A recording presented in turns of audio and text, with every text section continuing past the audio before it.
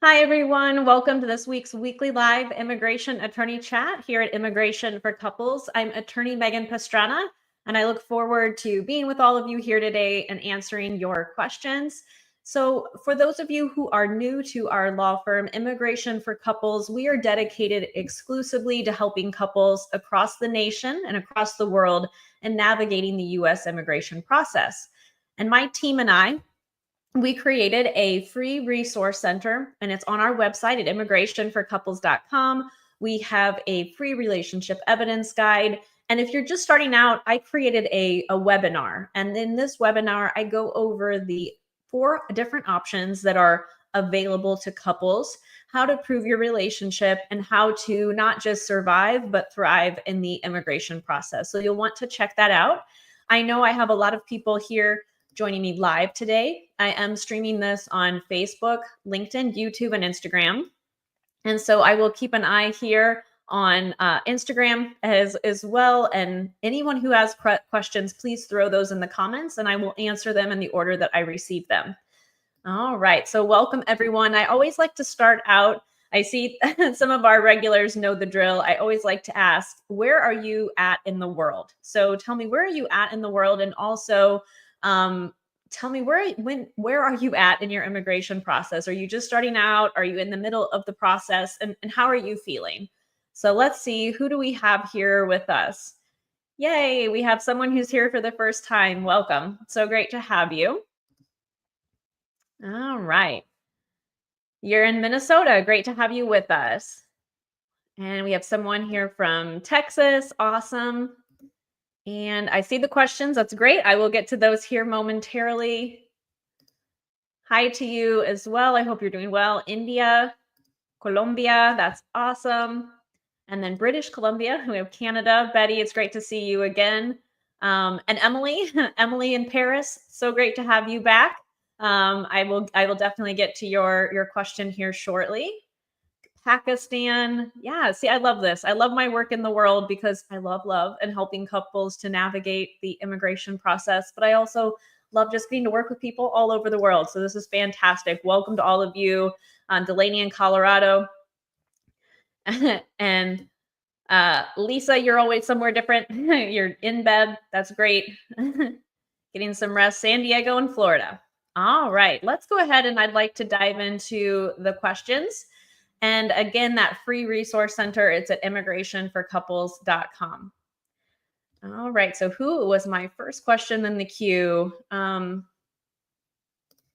Okay, so you are now at 75 days completed. How long is the fiance visa process taking? So the very first step for the fiance visa process is a petition. I assume that is what where you are at in the process. In general, the fiance visa on average is taking it about a year currently to get to the actual visa being issued. It really does depend on a lot of factors, but in general, that's what we're seeing. I would say that for the petition phase of the process, that's taking somewhere around 6 to 8 months. We've had individuals get a decision faster, others that take longer, but on average, that's the current processing time.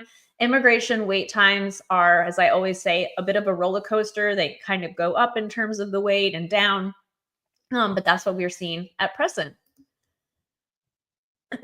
All right, so your question is about hiring an immigration attorney. Will it make the process quick and easy if there's an age gap between couples?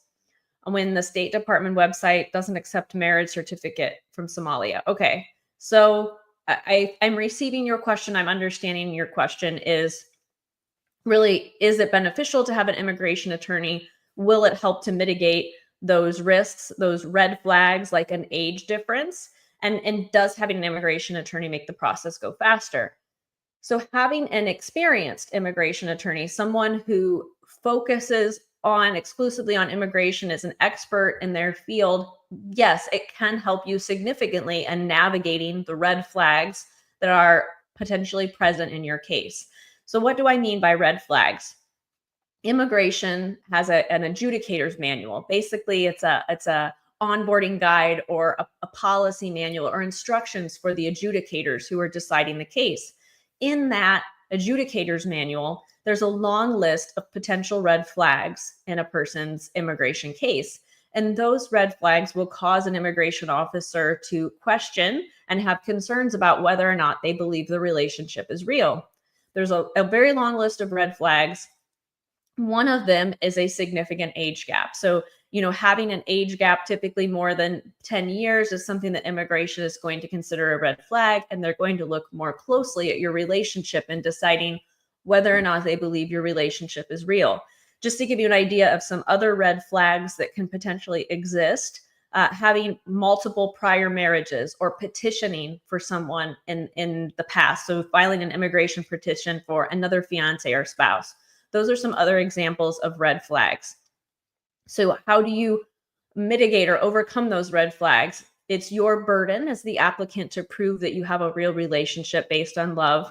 And you do that through providing relationship evidence. So an experienced immigration attorney can help you to put together an application and submit an application that is strong, that mitigates those red flags and helps immigration see that this is the real deal, that this is a true love. And so my team and I, we go through every piece of evidence and we decide, and I strategically decide what evidence is going to be helpful and what evidence should not be included, and whether or not we need more evidence. There's a red flag of submitting too little evidence, and there's a red flag of submitting too much. It's really that Goldilocks standard.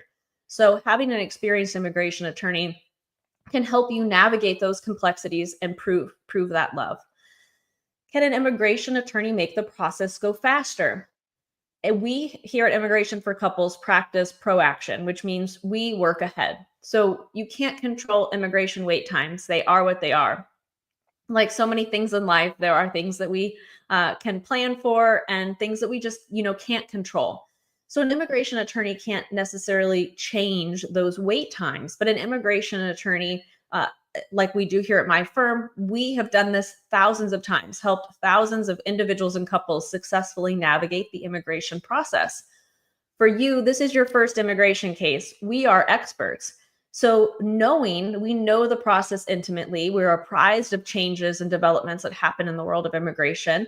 And we have a good finger on the pulse of wait times. And so we can start working ahead on the next steps, getting things ready for the next steps, being strategic about things like the affidavit of support, making sure everything is in order. So then that way, when the first step is approved, we can hit the ground running without delay.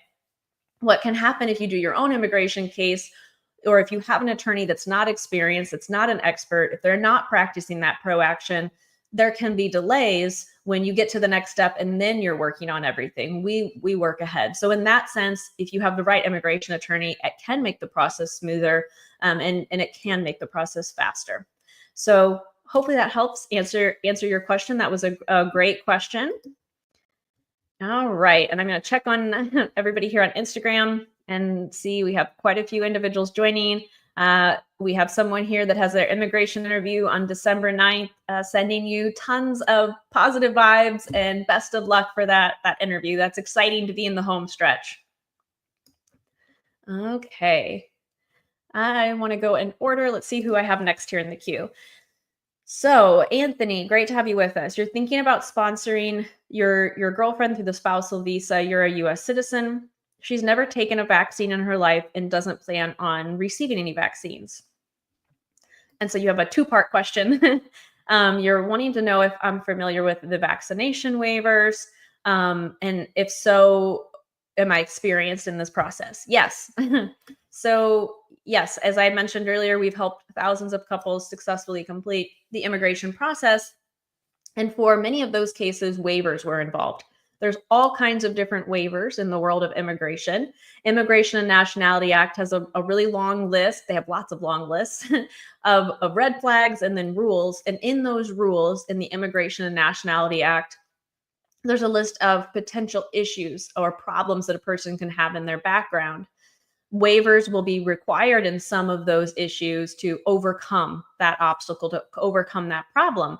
So the vaccine piece, part of receiving a green card, you have to prove, or you have to be in compliance with the CDC guidelines, Center for Disease Control, and that includes receiving vaccines. Now, if it's contraindicated, if a doctor says you can't receive a vaccine, then the civil surgeon at your medical exam is not going to give you that vaccine, and they'll put that note in the medical exam. However, if you do not receive vaccines or do not want to receive vaccines because of moral or religious reasons, it is possible to file a waiver. And so my firm has helped many individuals with that vaccination waiver. Uh, the key here and what you're saying is that she's never received any vaccines. So it's important to understand the vaccination waiver. I get a lot of questions about, can the vaccination waiver be used to waive the COVID vaccine requirement? But it has to be a religious or moral objection to all vaccines. And so, yes, that waiver process is possible. And it would be possible for your girlfriend once you're married and going through the spouse visa process. And that is something that, whether or not you are eligible or the strategy for your case, that would have to be discussed in a private consultation. And so I'd be happy to speak with both of you. You're welcome to book on our website, immigrationforcouples.com, or you're also welcome to call the office at 317-247-5040. It's on the ticker there below. And my team, or you can schedule, and you'll get on my calendar, and we can talk by Zoom or phone about the particulars of your case and filing that waiver. So thank you for your question. All right. So Damien, you're married to a U.S. citizen and you're living together waiting for your interview. Your wife wants to file for your son. He's 15 years old. How much does the filing fee cost to start the process for him?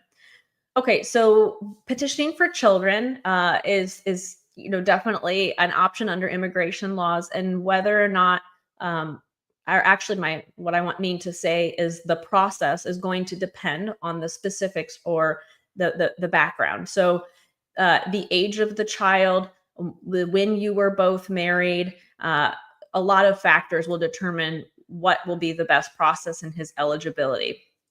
Because there can be a couple different paths for children. Typically, it's going to be you're going to be starting with a petition and then consular processing through an embassy abroad. But without having all of those details, I can't say conclusively that would be the best path. This is definitely something that if you already have an immigration attorney that's helping you with your process, speak with him or her about petitioning for your son. And if you're needing legal advice and to talk about how to begin that process to petition, for your son, step parents can petition for their children so long as the child was under age 18 at the time of marriage. So it's possible that she would be able to petition for him without all of those additional details. I can't say conclusively, but I'd be happy to speak with you in private about that. All right. Let's see who is next. So you are from India and your case has been ready since May of 2024, but you haven't received a letter from the embassy for the appointment. Should you be worried? So I'm trying to see if you say what kind of case it is. I'm not sure what kind of case that you have. One case is documentarily qualified with the National Visa Center. So that means that you've turned in all of your required documents and your case is in line for an interview. How long you will wait for your interview really will depend on the type of case, the category of your visa, and the country where the interview will occur. Some countries have a much shorter wait, and others, like India, have a much longer wait for an interview. So it is possible. There are some countries where it can take more than a year to receive an interview, but again, it really is going to depend on your case type and category. So it could be normal. That can be a normal wait time, especially for India. Who is next here? Oh, Emily. So we have Emily from Paris with us. Great to have you back. It's been a while. So you are feeling discouraged. It's been 14 months since submitting your I-130 petition and still nothing. You're ready to move. We're ready to start a family. We're tired of putting our lives on hold. I've contacted my state representative, but still no news. Do you have any words of encouragement for us? Yes, I know the wait times are brutal, especially for the I-130 petitions. We have been seeing longer waits. I will say that we've typically seen decisions in about a year, but we have started to see them creeping to 14 and 15 months. My words of encouragement is that You are very close. You are very, very close. You're getting much closer to the finish line and getting a decision. I know we've talked before about, working ahead and getting ready for the next steps in the process. Uh, that's something that you can do as well, but you are getting close. With 14 months, there's more weight behind you than in front of you. So hopefully you get a decision very soon. That's great that you contacted your state representative. It's important for all of you to understand that there is something called a congressional inquiry. You can reach out to your state representative and ask for assistance. They can't sway the adjudicator's decision. They can't necessarily push your case forward, but they can help you to have a more direct channel of communication with immigration. Some state representatives won't help very much if the case is just pending and you're not, filing an expedite, but some will. Some will give you a little bit of clarity about where your case is through that direct communication with immigration, but they really can't influence that decision. It was what I mean to say. But it's good. It's good that you reached out, and I really hope you get a decision soon. Sending you lots of positive vibes. And we're all rooting for you. All right. So who is next in the queue? Okay, so you're wanting to know if you can have counseling for filing any form. So my firm represents couples navigating the U.S. immigration process and their families. So if you are needing assistance with a green card based on marriage or engagement or petitioning parents or children, removing conditions on your green card or U.S. citizenship, that is what my firm assists with. So hopefully that will clarify your question. Okay. Okay, so Jose, you're from Houston. I know you've joined us before as well. You're still waiting for a response from USCIS on the I-130 spouse petition. In the meantime, what other paperwork should I prepare for the next steps? Also online, it still says 10 months. So yeah, that really is like Emily's question about the wait times. The I-130 petition is taking longer. What comes next will really depend on your specific case. And it will depend on your spouse's background. The National Visa Center will give an overview of the process, but it's important to understand that's very very general. That would be a standard case processing guidelines, but that's a good place to start. If a waiver is needed, I don't know if a waiver is needed in your case since I don't have all of the details, but sometimes that can be a requirement, and you can start working on that as well. But yeah, the National Visa Center is a place to start. But again, without knowing the specifics of your case, I can't tell you exactly what are the things that you have to get ready, because I don't know if you're, doing the spouse visa, an adjustment, if a waiver is needed. But again, the National Visa Center would be a place you could start. If you do not have an immigration attorney, I'd be happy to speak with you in private during a consultation, and we can talk about the next steps in your process. All right. Let's see who is next. So Barbara, your husband, my husband passed interview. I'm not sure if I understand your question.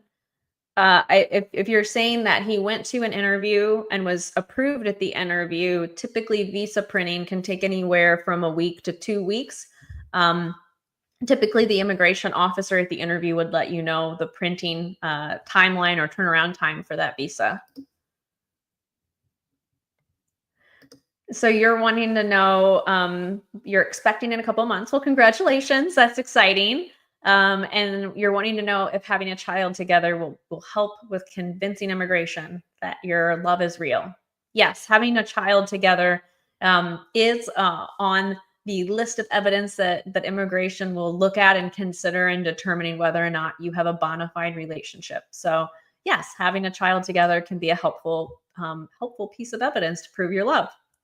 And I encourage you to check out the free resource center at immigrationforcouples.com. And we have a relationship evidence guide that really delves into relationship evidence. And I talk about that in there as well. So congratulations. That's really exciting.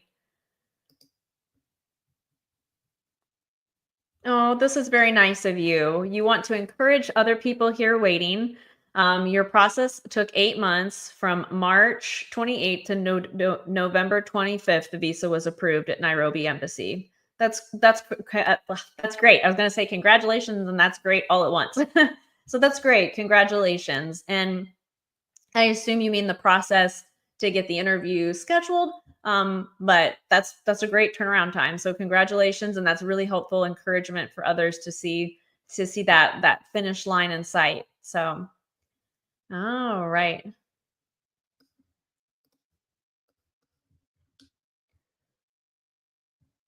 Okay, so Delaney, that's great. Congratulations. A lot of really good news. So hopefully for those of you who are waiting, this is encouraging for all of you to see. So you received news that your husband's green card interview has been scheduled. What can we expect from here until we have the green card in hand? So I'm not sure if this is an adjustment of status case or if this is an interview that's happening abroad. But the interview requires that you bring, depending on the type of interview and the type of case, the interview notice. The interview notice that you receive from immigration should outline what it is that you need to bring to that interview, and expect that at the interview, immigration is going to be asking you questions about your immigration history and your relationship. Some interviews, they call you both in together. If this is an interview abroad, then it would just be your spouse going to that interview. So, and then typically on the day of the interview, they will let you know their decision or their anticipated decision on your case and give you additional details. So congratulations on the interview being scheduled.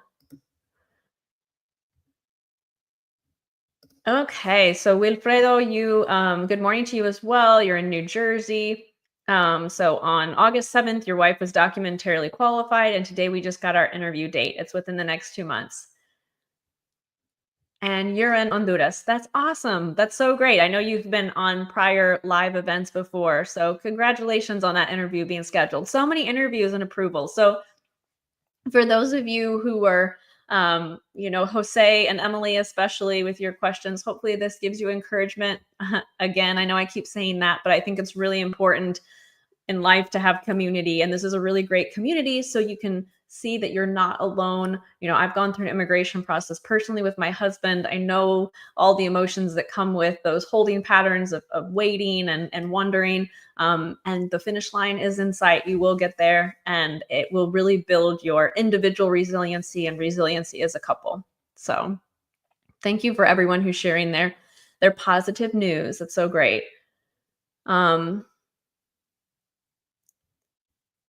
Okay. So you're clarifying, that your K-1 visa started March 28th and the visa was approved on November 25th. That is fantastic. Yeah, you're one of those, what we would call here at our office, unicorn cases, where we've had some cases that go through at just rapid speed, lightning speed. So that's awesome. All right. Let's see who is next in the queue. If there's a pending spouse visa, are you able to visit him? I would have documents to show my ties to Canada. We drive back and forth every other weekend.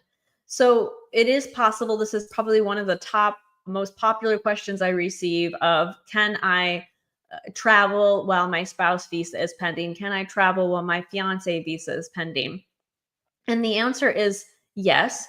And every entry to the United States is discretionary, which means that an immigration officer is going to look at the circumstances surrounding your entry to determine whether or not you have the right intention. And the right intention is just coming for a short visit.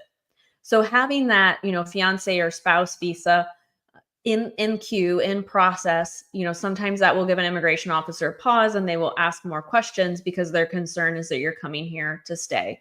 But we do have clients that travel all the time while they're waiting for that pending petition. Just understanding that every entry is discretionary, and ultimately that immigration officer, if they don't believe your responses or don't believe your intentions or just to come and visit, they can turn you away. But legally you can present yourself and come for a visit. Aw. At least I know you've been waiting for a while for your son to pop the question to his future spouse. I know that you said you had wanted grandchildren and things like that in prior Facebook Lives, so that would be lovely if he were to propose. So I hope he has a wonderful trip. All right. So let's see. Oh, yeah, Lisa, yeah, that you vaccines are something we've talked about as well. When the time comes, right, for the process, we will be here to help. All right. So you're in advanced parole for 5 months now. We were giving the verbal. Oh, I think, yeah, there's so many acronyms. And when I see AP, that means advanced parole to me. But I know a lot of people use that for administrative processing, I believe. We were given verbal approval at the interview, and our passport's still at the embassy. Yeah. Um, how long it will take, I know nobody likes to hear me say this, but it's the reality when we're dealing with law and immigration is it depends. It depends on the specifics of your case. It depends on why the case is in administrative processing. If you have an immigration attorney, you should speak with him or her on what they believe is, the estimated wait time. If you're wanting a second opinion or wanting assistance with your case, I'm happy to speak with you in private. Administrative processing can take several months to well over a year. It really does depend on the reason why. I would be speculating. I'm not saying this is happening in your case, but sometimes immigration does extensive background checks. Sometimes if a name is similar, it can cause, if the name is similar to another name in the system that they need to do additional background checks, that can cause delays. So it really depends. I couldn't tell you exactly how long. If you've been in touch with the embassy, you can always reach out to them as well. But best of luck. I hope you get a decision soon. I know the waiting and limbo is hard, but hopefully you'll get a decision soon. All right. We have a couple minutes left here. There's just so many great questions. I'll do my best to get through as many more as I can. Um, Hi there. And you want to know how long it will take to get an interview date from the National Visa Center? Okay. How long it takes, I know I keep saying this, but it really does. It depends. It depends on your embassy. Some consular posts, like London, for example, you might have an interview in a few months. Other consular posts, like in Mexico, for example, you're looking at a well over a year wait. So getting an interview date will really depend on the country. Uh, Correcting the consular application is something that the immigration officer will review with you at the interview. Sometimes they will open that back up for corrections, but that is something that you can address at the interview. And it also depends on, yeah, what the change or correction is. Um, Hey Terry, it's good to see you. So your friend filed with USCIS a month before me. I'm on our visa process. She hasn't heard anything back yet at all. Maybe a year. What should she do? Yeah, so that's why I say that comparing immigration wait times, even to a friend that has a similar case type, is really still like comparing apples to oranges. There are so many factors and variables that go into how long your case will ultimately take. That includes, what your service center is, where you fell in the stack in the mailroom or in the online system, who is the adjudicator in your case, what is the background of the case, are there any red flags, did this person have any complexities in their immigration history, and the list goes on.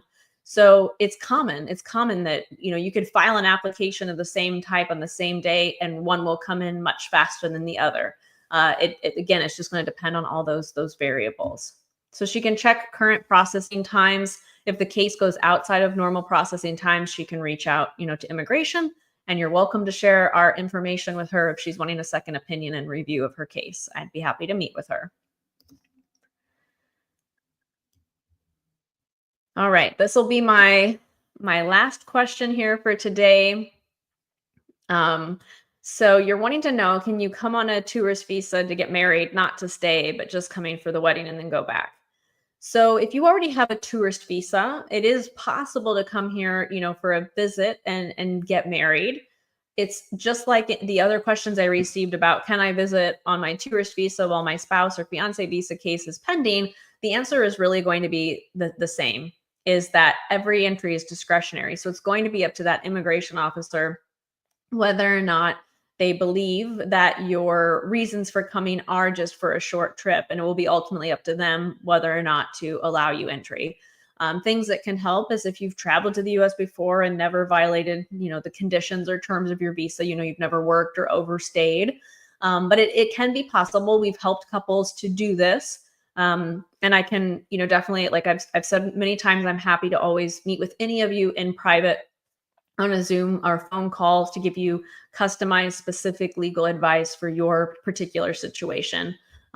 It can be possible, though, for sure. All right. Well, it was great. It was great to be with all of you.